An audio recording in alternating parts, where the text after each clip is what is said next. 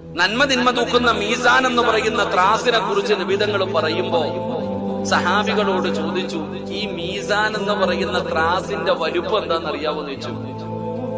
ഈ മീസാൻ എന്ന് പറയുന്ന ത്രാസിന്റെ വലുപ്പം നിങ്ങൾക്കറിയുമോ?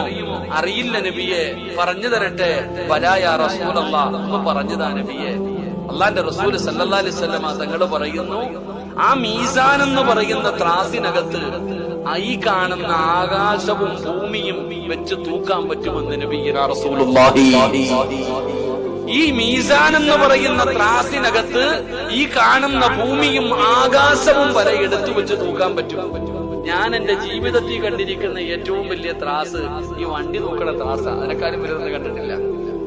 ഈ കാണുന്ന ആകാശവും ഭൂമിയും വരെ എടുത്തു വെച്ച് തൂക്കാൻ പറ്റുന്ന ത്രാസാണ് ഞാനും നിങ്ങളും ചെയ്ത നന്മ തൂക്കുന്ന ത്രാസ്. സഹാബത്ത് കരയാൻ തുടങ്ങി. എന്തേ സഹാബ